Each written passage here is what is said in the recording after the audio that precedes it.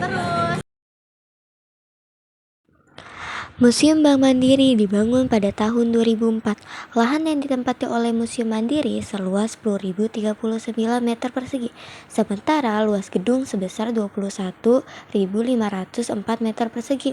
Awalnya, gedung museum tersebut digunakan sebagai kantor oleh Netherlands Handelsmaatschappij (NHM) atau kantor faktoris di Batavia yang merupakan perusahaan dagang milik Raja Belanda, yaitu Willem I, yang kemudian berkembang menjadi perusahaan di bidang perbankan. Netherlands Handelsmaatschappij (NHM) dinasionalisasi pada tahun 1960 menjadi salah satu gedung kantor Bank Koperasi Tani dan Nelayan (BKTN) urusan ekspor-impor. Kemudian bersamaan dengan lahirnya Bank Ekspor Impor Indonesia, Bank Eksim, pada 31 Desember 1968. Gedung tersebut pun beralih menjadi kantor pusat Bank Eksim hingga akhirnya digabung bersama Bank Dagang Negara (BDN), Bank Bumi Daya (BBD), dan Bank Pembangunan Indonesia (Bapindo) ke dalam Bank Mandiri pada tahun 1999. Setelah penggabungan tersebut, gedung tersebut pun menjadi aset Bank Mandiri. Sebelum masuk ke penjelasan inti, aku akan memberitahu penyebab Indonesia seringkali dijajah oleh bangsa asing. Faktor utamanya adalah jalur rempah Nusantara, yaitu istilah penamaan untuk jalur perdagangan maritim yang menghubungkan kepulauan rempah di wilayah Nusantara dengan berbagai negara di Asia, Timur Tengah, dan Eropa.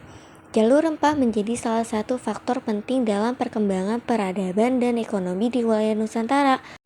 Alasan lainnya mengapa bangsa Indonesia bisa dijajah oleh Belanda, karena Indonesia memiliki kekayaan alam yang melimpah. Kekayaan alam itu terbukti bahwa Indonesia menjadi daerah penghasil rempah-rempah yang menjadi komoditas ekspor di pasaran Eropa.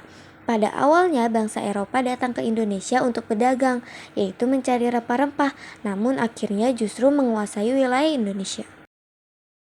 Rempah-rempahnya seperti kayu cendana, kayu manis, lada, pala, cengkih, dan masih banyak lainnya. Sekarang kita akan mempelajari kultur Stahlself. Sebelumnya, apakah kalian tahu apa itu kultur Stahlself? Maka dari itu, kita akan masuk ke penjelasannya. Kultur Stahlself adalah kebijakan sistem tanam paksa yang terjadi pada masa pemerintah kolonial Hindia Belanda di bawah Gubernur Jenderal Johannes van den Bosch 1830 sampai 1833. Secara garis besar, kultur Stahlself dilakukan dengan cara memaksa para petani untuk memberikan tanah mereka dan menanam tanaman ekspor yang laku di pasar internasional. Sistem tanam paksa ini membawa keuntungan besar di negara Belanda. Sebaliknya, bagi petani di Jawa, sistem ini membuat masyarakat menderita. Waktu dan energi masyarakat terkuras untuk mengurus tanah milik pemerintah kolonial. Sekarang kita sudah sampai di sejarah alat ketik. Pada tahun 1868, Christopher Latham Solf menciptakan mesin ketik pertama yang sukses secara komersial. Mesin ini memiliki tata letak huruf Q, W, E, R, T, Y yang masih kita gunakan sampai sekarang. Walaupun mesin ketik ini terlihat kuno, ia membuka jalan bagi cara baru dalam mengetik dan berkomunikasi.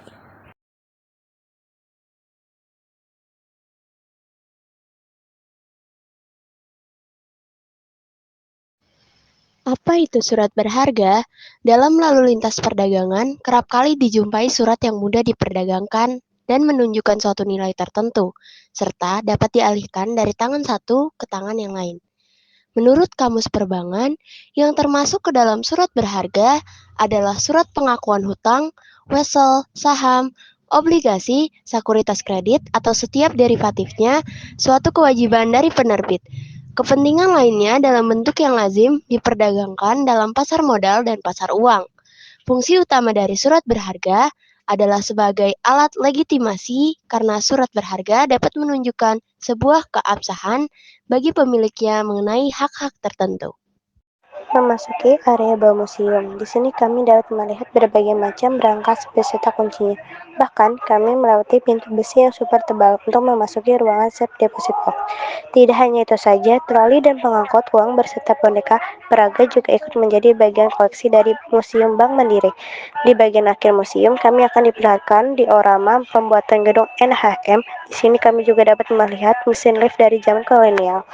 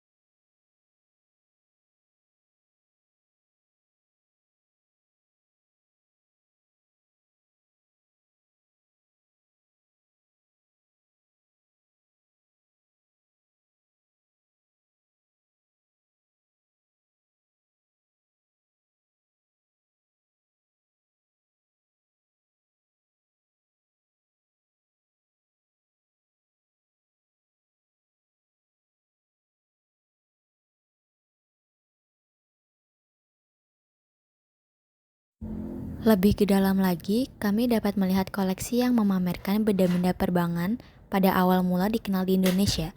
Mesin ATM, alat timbang perbankan, alat pemotong uang kertas, hingga kamar khusus buku besar merupakan beberapa koleksi yang dapat dilihat. Di salah satu sudut museum, kami dapat melihat aneka jenis mesin tik dari masa ke masa yang tersusun rapi. Namun uniknya, cara pengelola menempatkan mesin tik menggunakan dinding sebagai media, sehingga penataan mesin tik ini menjadi hal yang indah untuk dilihat.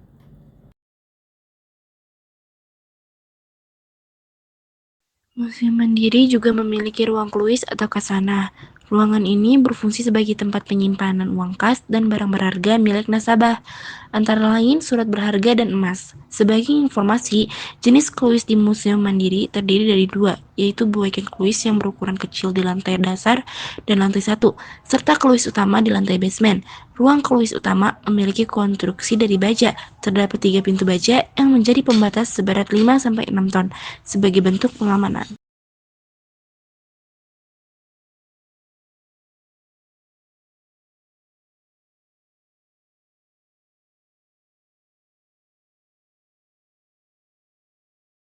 Kita memasuki ruang peti uang kayu. Berikut penjelasannya.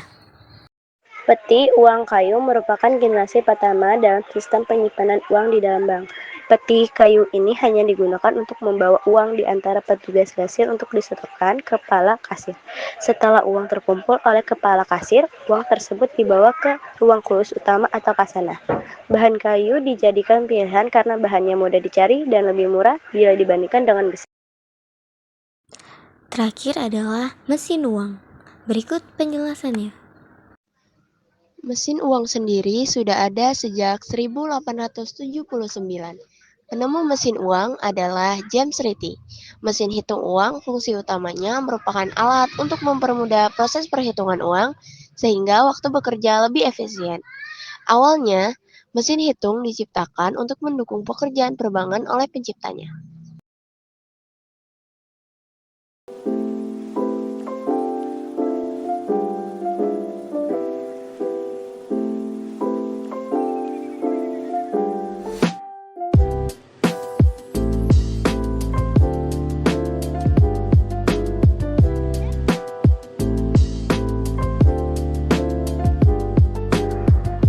Sekarang kita masuk ke bagian telepon.